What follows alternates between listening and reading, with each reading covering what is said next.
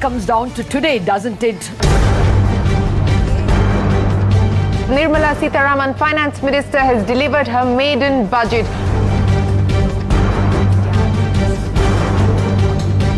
That's Nirmala Sitharaman's first budget, and it packs quite a punch. What is your single biggest risk that you foresee for the economy today? To believe in itself and start moving.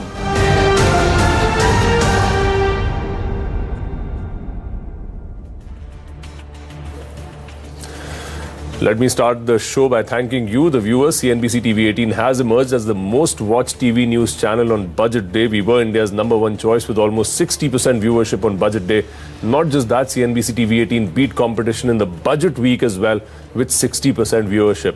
And when the finance minister spoke after the budget, we had more than 98% viewership. And CNBC-TV18 has been your budget destination for 19 years. The biggest voices on the market, economy and the top policy makers were on the channel. CNBC-TV18 was the most watched English business news channel on Budget Day. We had CNBC-TV18 get you the real picture with the biggest and best, and want to thank our viewers for their trust and continued support.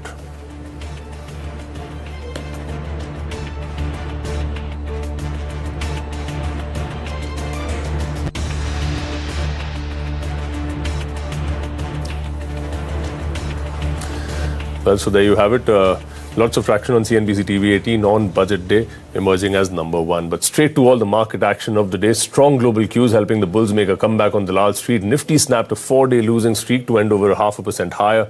The Nifty and Sensex posting their best one-day gains in the last 8 trading sessions, in fact. Broader markets rose in line with the benchmarks as the Nifty Bank snapped its 3-day losing streak. Surbi is here with a wrap of all the day's trading action. Surbi, bulls finally turning up? Well, Thursday brought some cheer for the bulls. We had a pullback day. You could perhaps attribute a lot of this to short covering because Thursday is the weekly expiry on the Nifty and the Bank Nifty. And therefore, there was a move on the green side pretty much across the board. We had the Nifty, the Sensex, even the mid-cap index actually do quite well. Some of the stocks that have been beaten down recently, they saw a lot of traction. So, I mean, it's anyone's guess right now whether we have managed to hold the level of 11,500 or not, which is where the 100-day moving average comes in. But at least today, there was some respite. I'll talk about the sectors and the stocks that led this up move. There was good buying traction on some of the metal names because globally as well, markets were holding higher. So if you look at Nifty gainers, you will find stocks like Vedanta, JSW Steel, Tata Steel, etc. Most of them were on the upside. Zee and Dish TV, these were two very, very strong movers of the day. Perhaps the market is sensing that a deal is around the corner. If you look at what else worked well today, IndusInd Bank, which is reporting numbers tomorrow, is approaching those numbers with steady gains, 4% up on that stock as well. Autos in general had a good pullback day. Maruti, Eicher, Hero Moto, most of these names were on the upside. If I talk about what sort of the weak pocket of the market was, then IT for sure. There is concern after those TCS numbers, and we saw the profit taking continue on Tech Mahindra, on TCS itself. Of course, it's going to be all eyes on Infosys tomorrow, and let's see what that company can deliver. Coming to the mid-cap space, not a bad day at all because we did have plenty of gainers on the screen after a while. As I mentioned, Dish TV had a very, very strong session, 15 to 16% up on that stock. But beyond that, BEML, Jain Irrigation, these were some of the strong names. Then from the auto ancillary space, Motherson Sumi, even names like Bharat Forge, TVS Motors, most of them were on the upside. Last but not the least, if I talk about the one stock that continued to be in turbulence, that had to be InterGlobe. Off the lowest point of the day, but still down 3%. So that's how the stock mix really shaped up. All in all, a good day for the bulls. Right, Surbi, many thanks for that. Let's also get you a CNBC-TV18 exclusive. So cash-strapped Dewan Housing Finance Limited, DHFL, stakeholders today held a meeting to discuss the resolution plan for the mortgage lender. Now, CNBC-TV18 learns that the banks have granted DHFL additional time to present its proposal to lenders. Ritu Singh joins us with the details on what transpired during that meeting. Ritu, what are you picking up? The key stakeholders of DHFL, including the core group of lenders, its bondholders, that is mutual funds and provident funds that have exposure to DHFL, SBI Caps, which is acting as the advisor to lenders, as well as the promoter Kapil Vadhavan, held a meeting to discuss the resolution roadmap for the company, which, remember, has total borrowings of over 1 lakh crore rupees. Now, we understand that banks have allowed DHFL 7 working days' time to present its resolution proposal to them, and they have also asked the DHFL promoters to pledge their shares as collateral if banks do agree to give them any fresh loans and sign an NDU or a non-disposal undertaking in favor of the lenders until this resolution plan is executed. Now, in the stakeholders meeting, the broad contours of the draft resolution proposal were discussed, including restructuring of loans with longer repayment terms, partial debt conversion and additional support by way of a new line of credit. Now, we understand that these mutual funds and pension funds have sought an assurance from the bankers that the final resolution plan would be collaborative and not lead to losses for them. Now, banks, we understand, on their behalf have assured them that the resolution plan would be comprehensive and will maximize value for all the stakeholders that are involved.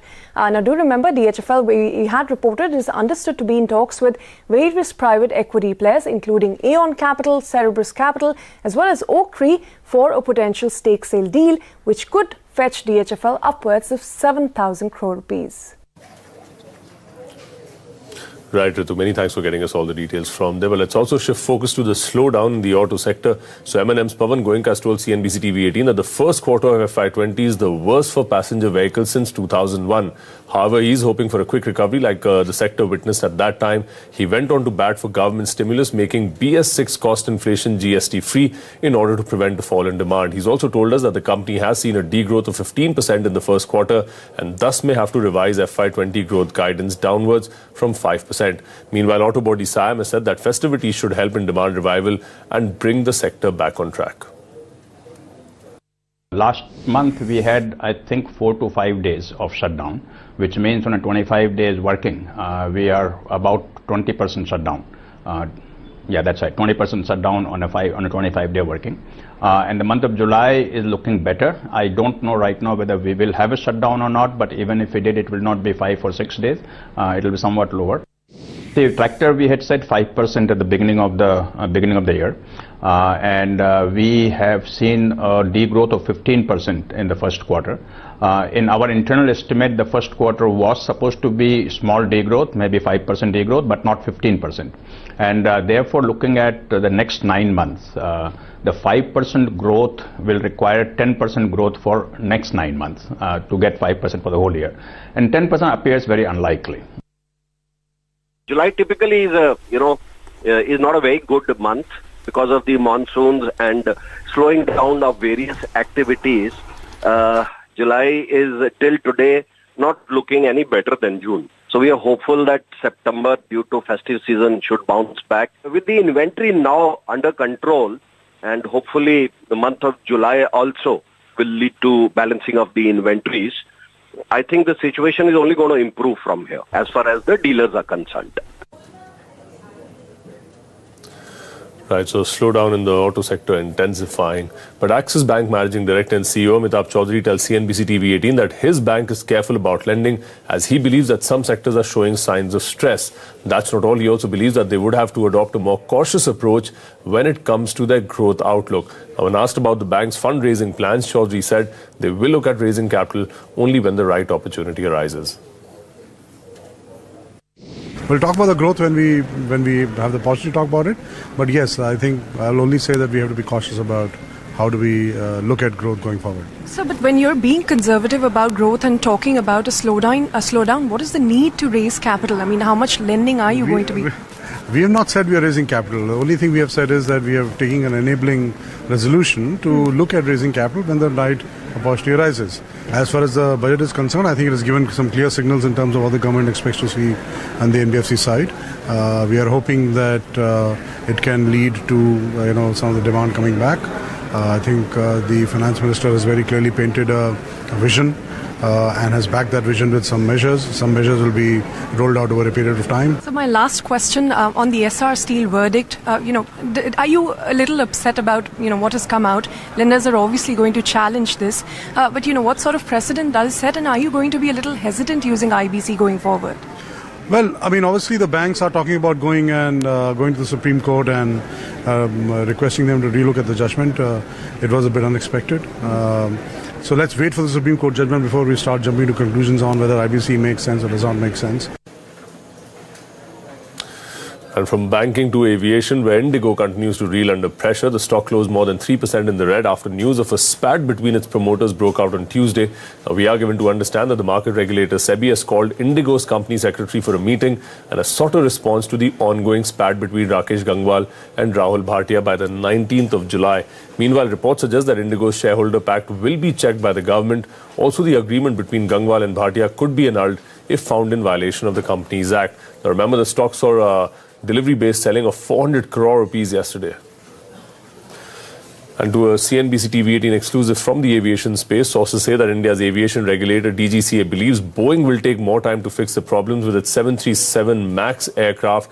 Now remember, these planes were grounded in March by regulators around the world after 2 crashes claimed over 300 lives. Anu Sharma joins us now with more details from there. Anu, what are you picking up?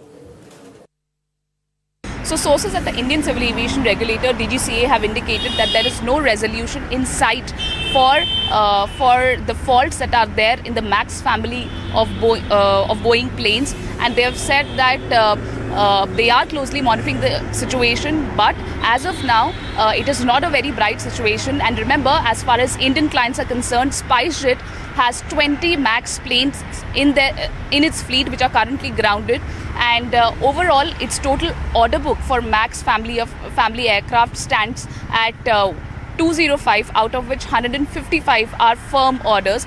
So that is a huge number as far as Indian clients are concerned. And remember, worldwide this plane was banned from flying following safety concerns which arose after the second fatal crash involving the same aircraft model, the MAX aircraft model. The first one was Lion Air crash in October last year, and the second one was an Ethiopian Airlines flight which had a fatal crash this March. So the sources at DGCA indicate that teams from DGCA have visited the United States to take part in the meetings on the matter, and if needed, they will again visit the Boeing manufacturing facility where these meetings are being held. And but the overall conclusion is that the timeline of July or August, which airlines were giving, that is unlikely to be met for this plane to come back to the skies. Back to you. Right, Anu, many thanks for getting us all those details.